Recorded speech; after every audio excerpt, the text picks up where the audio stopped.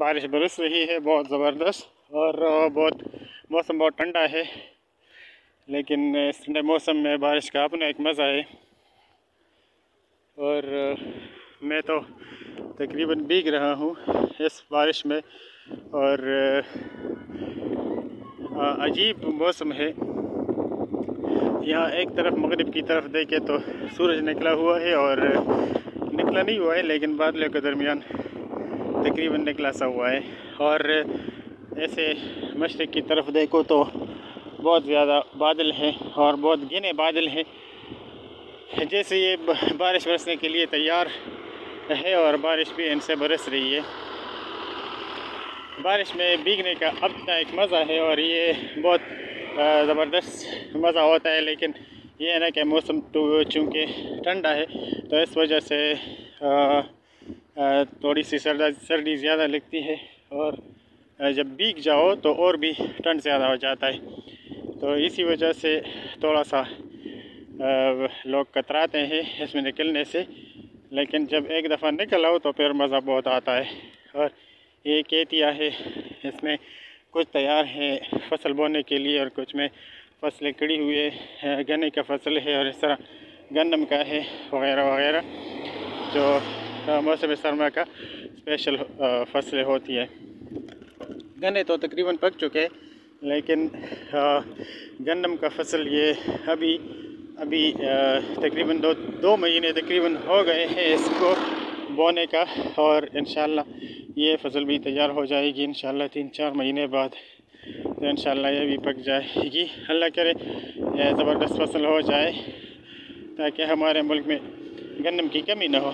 अभी ये 23 जनवरी 2023 है और यहाँ पे गंदम का बहरान तकरीबन आया हुआ है। आटा बहुत मुश्किल से मिलता है, लेकिन अभी दोबारा अल्लाह पाक ने फजल और करम किया है कि हमें दोबारा से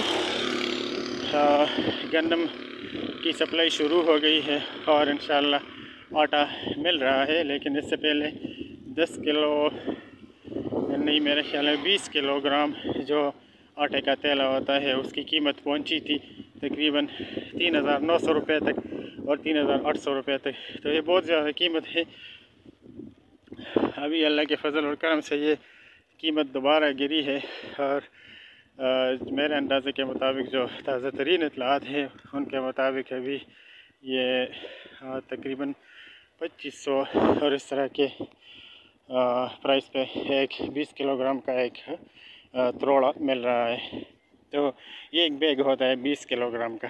तो अल्लाह करे यहाँ पे गंदम का फसल भी बहुत ज़बरदस्त तरीके से हो जाए और तैयार हो जाए। तो दोस्तों भाइयों, अज़ान हो रही है, थोड़ा सा वक्फा करते हैं। अल्लाहु अकबर, अल्लाहु अकबर,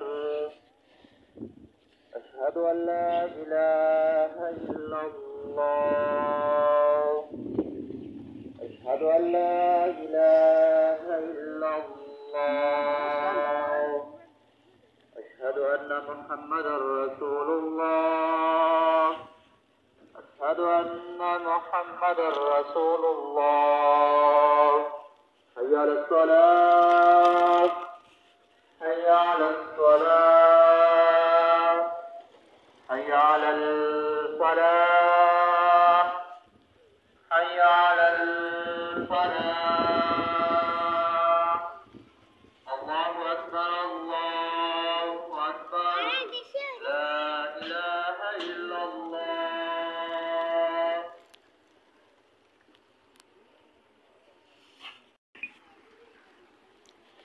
तो अज़ान ख़त्म हो गई और अल्लाह ताला का फजल और करम है और रहमत की बारिश बरस रही है। बारिश बाज़ लोगों को बहुत ये बुरा लगता है कि बारिश हो रही है, क्योंकि यहाँ पर हमारे इलाके में कीचड़ वगैरह ये बहुत ज़्यादा हो जाता है। अब तो ऐसे हालात नहीं है, लेकिन फिर भी तकलीफ़ होती है। लेकिन अगर सोचा जाए तो इस बारिश के अलावा हमारा कोई चारा भी नहीं है, क्योंकि ये तो बारिश एक रहमत है और रहमत को हमें वेलकम करना चाहिए और अल्लाह ताला से रहमतें मांगनी चाहिए। अल्लाह ताला रहमतों की बरसात फरमाए हम पर, हम सब पर।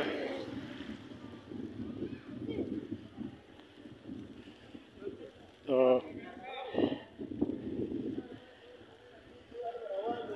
ये 23 जनवरी के हवाले से मुझे एक बात याद आ गई।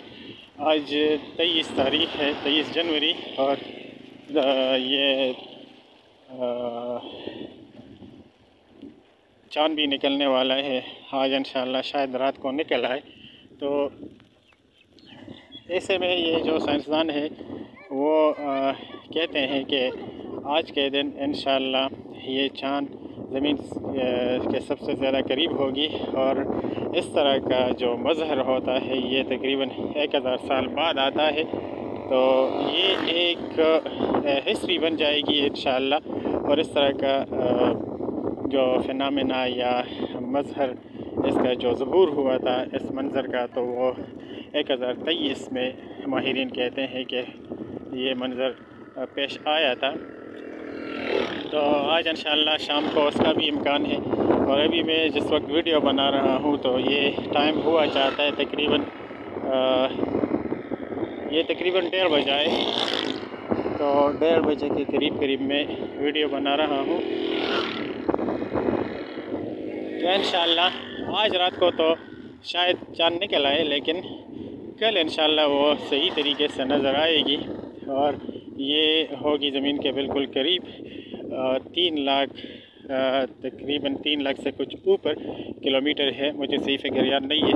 तो ये इंशाअल्लाह ज़मीन से इतनी दूरी पर ये चाँद होगा, और इंशाअल्लाह हम इसको देखने की कोशिश करेंगे। अल्लाह करे हम इसको देखें। तो दोस्तों भाइयों, बात हो रही थी कि बारिश भी बरस रही है और मैं उसमें बिल्कुल भीग गया हूँ। लेकिन जो मंज़र है यहाँ का वो बहुत खूबसूरत है, बहुत A1 है, बहुत प्यारा है। तो इसी मंज़र में दिल चाहता है कि और भी इसमें घूमूं फिरूं और इसका मज़े ले लूँ।